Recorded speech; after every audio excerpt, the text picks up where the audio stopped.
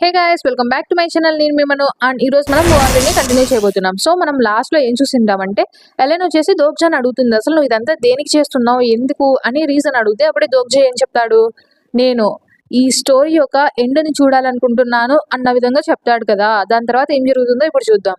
ఇంకా ఆ మాటలు వినగానే ఎలెన్ అయితే ఇంకా ఆశ్చర్యపోతుంది అనమాట. ఏంటి, నువ్వు దాని గురించి మాట్లాడుతున్నావా, అంటే నువ్వు ఈ సినారియో ఎండ్ గురించి మాట్లాడుతున్నావా అన్న విధంగా అడిగితే అలాంటిదే అని దోగ్జా చెప్తాడు. అప్పుడు ఇంకా అంటూ ఉంటుంది ఎలెన్ వచ్చేసి, అంటే మొత్తానికి truth seeker of the end అనేసి చెప్తుందనమాట. అంటే ఈ వర్డ్ ని తను ఒకసారి తన హోమ్ ప్లానెట్ లో ఉన్నప్పుడు కాన్స్టలేషన్స్ అందుకు మాట్లాడుకుంటుంటే వినిందంట. అది వాళ్ళ దగ్గర నుంచి విన్నాను. ఇట్లా కొంతమంది ఉన్నారంట, వాళ్ళు ఈ స్టార్ స్ట్రీమ్ యొక్క స్టోరీస్ అన్ని ఎండ్ అయ్యేంత వరకు అక్కడ ఉండి అది చూడాలని కోరుకుంటున్నారంట అన్నట్లు చెప్తుందనమాట. అప్పుడే దోచి ఆలోచిస్తాడు, అవును కదా, నిజంగా నోవెల్లో కూడా ఇలాంటి వాళ్ళు కొంతమంది ఉండేవాళ్ళు అని చెప్పేసి అనుకుంటూ ఉంటాడు. కానీ వాళ్ళు ఇప్పుడు ఇంకా ఉండి అంటే ఇప్పుడే స్టార్ట్ అయ్యిండదే ఆ గ్రూప్ అన్నట్లు ఆలోచిస్తూ ఉంటాడు అనమాట. అందులోపల ఇంకా హాయంగా అడుగుతాడు, అయితే మొత్తానికి ఇది ఒక దొకైబీ అనమాట. సో అంటే ఇప్పుడున్న దొకైబీ లాగానే మారిపోతుందా ఇది కూడా అన్నట్లు అడిగితే, లేదు నేను అలా జరగనివ్వను అన్నట్టు దోగ్జా అంటాడు. ఎందుకంటే అన్ని దొకైబీస్ ఒకేలాగా ఉండవు అని చెప్తూ ఉంటాడు అనమాట. అంటే అంటే హాయంగా అడగడానికి మీనింగ్ ఏంటంటే ఇప్పుడున్న దొకైబీస్ ఎట్లా ఉంటాయంటే కొంచెం సెల్ఫిష్ గా, క్రూయల్ గా, కన్నింగ్ గా అట్లా ఉంటాయి కదా, తిను కూడా అలా మారుతుందా అన్నట్లు అడిగింటుంది అనమాట.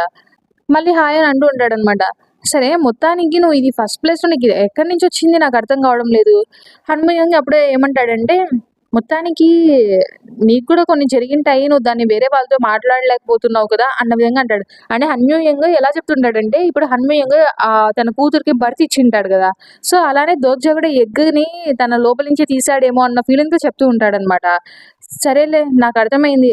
ఇట్లా ఒక జన్మనివ్వడం అనేది చాలా టార్చరస్ థింగ్ అని చెప్పేసి అంటూ ఉంటాడనమాట.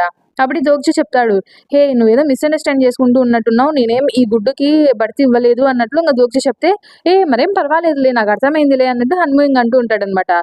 దోగ్జా ఏమో అది కాదు అన్నా కూడా వినడనమాట. అప్పుడు లోపల చూస్తాం ఆ ఎగ్ అనేది హ్యాచ్ అవుతూ ఉంటుందనమాట. ఇంగా ఆ దొకైబి ఎగ్ అనేది హ్యాచ్ అవుతుందని మెసేజ్ వస్తూ ఉంటుంది. స్టార్ స్ట్రీమ్‌లో ఉండేవాళ్ళు ఈ న్యూ స్టోరీ టెల్లర్ ఉంటుంది కదా, దీని యొక్క బర్త్‌ని గమనిస్తున్నారంట. అప్పుడే ఆ ఎగ్ అనేది పూర్తిగా హ్యాచ్ అయ్యేటప్పుడు మనం ఒకటి వింటూ ఉంటామనమాట. అదేంటంటే అంటే నోవెల్‌లో ఏం చెప్పింటారంటే దీని గురించి, ఇప్పుడు ఈ దొకైబీస్ ఉన్నారు గదా, వాళ్ళు ఎలాంటి వాళ్ళంటే వాళ్ళకి వేరే చాయిస్ లేదు. వాళ్ళు పుట్టినప్పటి నుంచి ఇలాంటి స్టోరీస్‌ని వాళ్ళకి ఇష్టపడ్డమే వాళ్ళ యొక్క ఫేట్ అనమాట. అంటే వాళ్ళు పుట్టినప్పటి నుంచి ఇది చేయడమే, అసలు వాళ్ళు పుట్టిందే ఈ స్టోరీస్‌ని లవ్ చేయడానికి అన్న విధంగా ఉంటుందనమాట. అందులోపల నుంచి ఒక చిన్న దొకైబి అయితే వస్తుందనమాట. అది ఫ్లఫీ బాల్ లాగా ఉంటుంది చూడ్డానికి. అప్పుడే దోగ్జా దాన్ని చూసి, అంటే దొకైబి కింగ్ ఈ విధంగా టీడబ్ల్యూఎస్ఏలో చెప్పాడు అన్నట్లు అనుకుంటూ ఉంటాడు. అంటే ఆ నోవెల్‌లో దొకైబి కింగ్ దొకైబిస్ గురించి ఇలా చెప్పింటాడనమాట. ఇంకప్పుడే హాయంగా అంటుంటాడు, నిజం చెప్పాలంటే నాకసలు దొకైబిస్ అంటే చాలా ద్వేషం. కానీ దీన్ని చూస్తుంటే నాకేం మరీ అలా అనిపించట్లేదే అన్నట్లు అంటూ ఉంటాడనమాట. ఇంకా దోక్ష అనుకుంటూ ఉంటాడు, అసలు ఇలా ఈ వరల్డ్‌లోకి పుట్టిన తర్వాత అసలు ఖచ్చితంగా ఆ స్టోరీస్ ఏవుంటాయో వాటినే ఇంకా లవ్ చేయక తప్పదు వీటికి అన్నట్టు ఇంక దోక్ష అనుకుంటూ ఆ దొకైబిని చూస్తూ ఉంటాడు. అది చాలా చిన్నగా, అంటే చిన్న పిల్ల ఉంటే ఎలా ఉంటుందో అలానే ఉంటుందనమాట. ఇంకా అది ఏడుస్తూ ఉంటుందనమాట. అసలు ఇంక దాన్ని చూసిన తర్వాత దోగ్జా, నేనే నిన్ను ఇలా తయారు చేశాను కదా, నీకు కావాలంటే నువ్వు నన్ను ద్వేషించొచ్చు అన్న విధంగా దోగ్జా అనుకుంటూ ఉంటాడనమాట. ఆ దొకైబి ఇంకా దోగ్జాని చూస్తూ ఉంటుందనమాట. ఆ బేబీ దొకైబి దోగ్జాని తన పేరెంట్ లాగా తీసుకుంది అని చెప్పేసి నోటిఫికేషన్ వస్తుంది. అంతే కాకోకుండా తన సౌల్ అనేది దోగ్జాతో కనెక్ట్ అయిందంట. అప్పుడే మనము షిన్సూయింగ్ ఉంటుంది కదా, అంటే 41st రౌండ్‌లో నుంచి వచ్చి ఉంటుంది కదా, తనకు అనిపిస్తుందనమాట. తనకు అనిపించి, మిస్టర్ నేను చాలా కాలం వెయిట్ చేశాను మీకోసం అని చెప్పేసి చెప్తుందనమాట. ఇంక తనని చూస్తూ ఉంటాడు దోగ్జా. చాలా కాలం అయింది కదా యూసుంగ్ అని చెప్పేసి అంటాడనమాట. దోగ్జా చుట్టుపక్కల ఉంటారు కదా, వాళ్ళందరికీ టైం అనేది చాలా స్లోగా అయిపోతూ ఉంటుంది. దోగ్జా దాన్ని గమనిస్తాడనమాట. కిమ్ దోగ్జాకి అప్పుడు రియలైజేషన్ కలిగి ఉంటుందనమాట. అదేంటంటే దొకైబీస్‌కి టైం ఇలానే గడుస్తూ ఉంటుంది. నార్మల్ మనుషుల కంటే దొకైబీ టైం అనేది చాలా వేరుగా, అంటే ఎందుకంటే దొకైబీస్ చాలా ఛానెల్స్‌ని అయితే మెయింటైన్ చేస్తూ ఉంటారు కదా. సో అలాంటి వాళ్ళ స్పీడ్ అనేది మామూలు మనుషుల కంటే వేరేలాగా ఉంటుంది అని చెప్పేసి ఇంక దోగ్జా అర్థం చేసుకుంటాడు. వాళ్ళది చాలా స్పీడ్‌గా ఉంటుంది కదా, అందుకే దోగ్జా చుట్టుపక్కల ఉండే వాళ్ళందరూ స్లోగా దోగ్జా అనిపిస్తూ ఉంటారనమాట. మొత్తానికి నువ్వు ఒక అన్‌బిలీవబుల్ అచీవ్‌మెంట్‌ని అయితే అన్‌లాక్ చేశావు అని చెప్పేసి మెసేజ్ వస్తుంది. అంటే హిస్టరీలోనే ఎవ్వరే గాని ఒక హ్యూమన్ అసలు ఒక దొకైబి ఎగ్‌ని హ్యాచ్ చేయలేదనమాట. సో అలాంటిది దోగ్జా చేశాడు కదా, అందుకే దోగ్జా వచ్చేసి ఒక కొత్త ఫ్యాబుల్‌ని అయితే ఎర్న్ చేసుకొనింటాడు. ఆ ఫ్యాబుల్ ఏంటంటే ఫాదర్ ఆఫ్ ది దొకైబి అనమాట. ఇంకప్పుడే షిన్సు యంగ్ అంటూ ఉంటుంది. నాకేం సారీ చెప్పనవసరం లేదు. ఎందుకంటే ఈ దారిని నేనే ఎన్నుకున్నాను అంటుంది. కానీ దోగ్జ ఏమో సారీగా ఫీల్ అవుతూ ఉంటాడనమాట. నా వల్లనే ఇది జరిగిందన్నట్లు. మరేం పర్వాలేదు. నువ్వు చాలా అమేజింగ్ అసలు. ఇంకా చెప్పాలంటే ఫస్ట్ రౌండ్‌లో కెప్టెన్ ట్రై చేసినంత కంటే నువ్వు చాలా ఎక్కువగా చేశావు. ఎందుకంటే అప్పుడు ఆ కెప్టెన్ ఫెయిల్ అయ్యాడు గదా! కానీ నువ్వు అవ్వలేదు. నేనిప్పటికి వీక్‌గా ఉంటాను కాబట్టి నేను ఎక్కువగా నీకేం చేసి పెట్టలేను. నేను నీకేమైనా చెయ్యాలి అని నీకేమైనా నా హెల్ప్ కావాలన్నా నేను చేయగలనో లేదో తెలీదు. నువ్వేమనుకుంటున్నావంటే దోగ్జి ఏం చెప్తాడంటే, "మరేం పర్వాలేదు. నేను నీకు హెల్ప్ చేస్తాను" అని చెప్పేసి అంటాడనమాట. ఇంగా షిన్సు ఏమంటుందంటే, 41st ట్రై చేసినప్పుడు కెప్టెన్ అయితే ఫెయిల్ అయ్యాడు. కానీ ఇప్పటి వరకైతే నాలాగా ఇంకా ఎన్నో తిరిగి రావాల్సినవి వస్తాయి. కానీ అప్పుడు నేను నీకు హెల్ప్ చేయగలనో లేదో తెలీదంటే దోగ్జి ఏమో, "మరేం పర్వాలేదు. మనం స్లోగా తీసుకుందాం.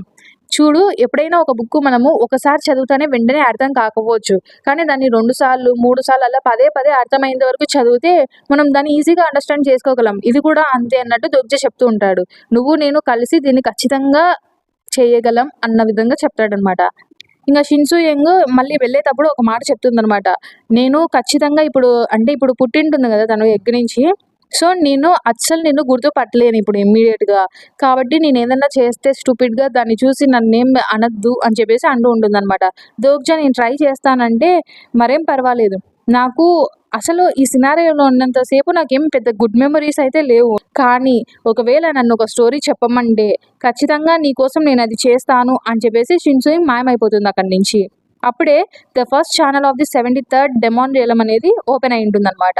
ఆ ఛానల్ పేరు ఏంటి? ఐ మీన్ దోగ్జాని అడుగుతాడనమాట హాయోంగ్. అసలు నువ్వు దానికి ఏం పేరు పెడదాం అనుకుంటున్నావు అన్నట్టు. అప్పుడే దోగ్జా ఆ బేబీ దొకైబిని చూస్తూ ఉంటాడు. అది చాలా హ్యాపీగా నవ్వుతూ ఉంటుందనమాట. అప్పుడే దోగ్జా దానికి బియు అని ఒక పేరు పెడతాడు. మామూలుగా బియు అంటే ఒక మెటాఫోర్ అనే మీనింగ్ అనమాట. ఇంగా ఈ ఎపిసోడ్‌లో మొత్తం ఈ హ్యాచింగ్ గురించి ఉంటుంది. ఇక్కడ the connection to the supporting conversation has been cut అనైతే వస్తుందనమాట. అంటే షిన్యూ సింగ్ చిన్న అమ్మాయి ఉంటుంది గదా! ఆ అమ్మాయిని చూస్తూ ఉంటామనమాట. ఆ అమ్మాయి అది చూడగానే అంటే దోగ్జాకి తనకి కనెక్షన్ కట్ అయిపోయిందని అది చూస్తూ ఉంటే అప్పుడే గిల్యోంగ్ వచ్చేసి, "అసలు ఎందుకేడుస్తున్నావు నువ్వు? దోగ్జాకి మెచ్యూర్ వుమెన్ అంటే ఇష్టం" అని చెప్పేసి చెప్తూ ఉంటాడనమాట. అప్పుడే ఇంక అట్లా వాళ్ళిద్దరు కొట్లాడుకుంటుంటే గిల్యోంగ్ ఏమంటాడు, "దోగ్జాంగ్ ఖచ్చితంగా వెంటనే తిరిగి వస్తాడు. నువ్వు కూడా చూసావు గదా! తను నాకొక మెసేజ్ అయితే వదిలి వెళ్ళాడు. నువ్వు బతికి ఉండాలి గిల్యోంగ్ అని చెప్పాడు" అన్నట్లు గిల్యోంగ్ చెప్తూ ఉంటే, "హే! అసలు తను అలా చెప్పలేదు" అన్నట్టు ఇంగ అంటూ ఉంటుంది యూసింగ్. అప్పుడే "నేనొక కాయిన్ చూడు. ఈ కాయిన్‌ని నేను వేస్తాను. ఇప్పుడు హెడ్స్ వచ్చిందనుకో తను బతికే ఉన్నట్టు" అన్నట్టు చెప్తాడు. అది నువ్వు ఆల్రెడీ ముందే ట్రై చేసావు గదా!" అన్నట్టు యూసింగ్ అంటే ఇంగ పక్కన ఇదంతా జీహే వచ్చేసి వింటూ ఉంటుందనమాట. మళ్ళీ యూసింగ్ అంటుంది, "అసలు నువ్వు అలా వేయడానికి కారణం ఏంటి? నువ్వు చేసినంత మాత్రం అక్కడ ఏం జరిగిపోతుందేంటి? నువ్వు ఇట్లా హెడ్స్ వేయగానే తను వెంటనే తిరిగొచ్చేస్తాడనేం కాదు గదా!" అన్నట్లు అంటుంటే గిల్యోంగ్ ఏమో, "హే!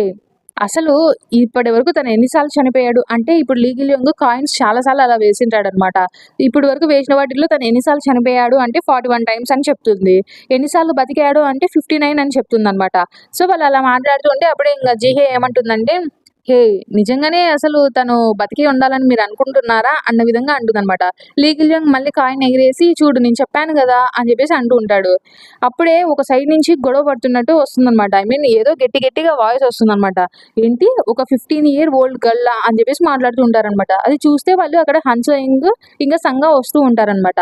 హన్సోయింగ్ ఏమో అంటూ ఉంటుంది, "అసలు ఏంటి? ఖచ్చితంగా అభి అసలు బ్లాక్ ఫ్లేమ్ డ్రాగన్ ఇట్లా స్కామ్ చేయబడ్డాడు" అన్న విధంగా అంటూ ఉంటుంది. ఎందుకంటే అభి అసలు బ్లాక్ ఫ్లేమ్ డ్రాగన్ దగ్గర అంటే ఇప్పుడు దోగ్జా వాళ్ళు ఫైటర్ స్కిల్ కోసము ఈ ఇన్ఫర్మేషన్ అయితే పాస్ చేసింటాడు కదా దోగ్జా. ఆ ఇన్ఫర్మేషన్ విన్న తర్వాత ఇంగా హన్సింగ్ అంటూ ఉంటుంది, "ఖచ్చితంగా వాళ్ళు ఇట్లా స్కామ్ చేసింటారు. స్కామ్ చేసి నాకు దక్కాల్సిన స్కిల్‌ని తీసుకున్నారు" అని చెప్పేసి అంటూ ఉంటుందనమాట.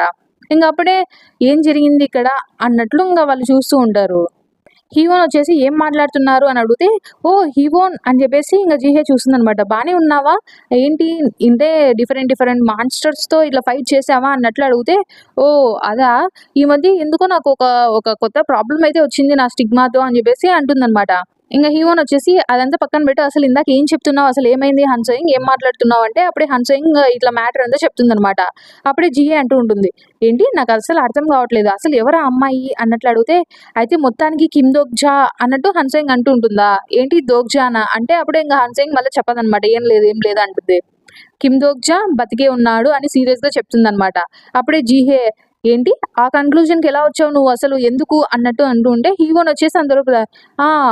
నాకు కూడా కనెక్షన్ అర్థం కావడం లేదు కానీ, ఆ టీనేజ్ గర్ల్‌కి, కిమ్ దోక్జాకి అసలు కనెక్షన్ ఏంటో అర్థం కావడం లేదు. కానీ నువ్వు చెప్పింది నమ్మే విధంగానే ఉంది అన్నట్లు అంటుందనమాట.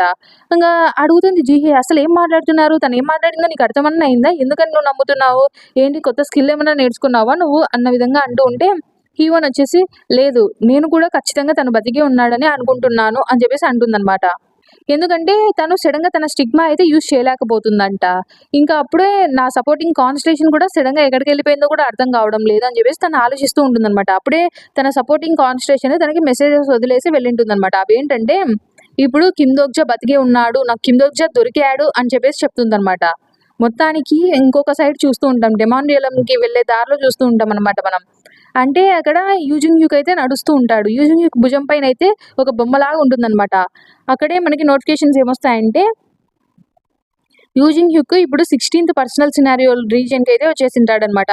ఆ సినారియోకి ఒక టైమ్ లిమిట్ ఉందంట. మెయిన్ సినారియోలోకి మీరు వెళ్ళాలి గివెన్ టైమ్‌లో అని చెప్పేసి ఉంటుందనమాట.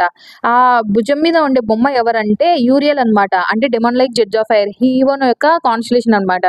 తనొచ్చేసి సింబాలిక్ ఫార్మ్ యూజ్ చేసి వచ్చింటుందనమాట ఇక్కడికి. ఇంకా ఇదేనా కరెక్ట్ ప్లేసేనా అని చెప్పి యూజింగ్ హ్యూక్ అడుగుతూ ఉంటాడు. ఇదే ప్లేస్ అని చెప్పేసి యూరియల్ చెప్తూ ఉంటుందనమాట. ఆ ప్లేస్ ఏంటంటే, దోగ్జా ఎక్సెల్ అయిపోయిన తర్వాత ఒక డంప్ యార్డ్‌లోకి ఎళ్ళింటాడు కదా! అక్కడికెళ్ళింటారనమాట వీళ్ళు మొత్తానికి.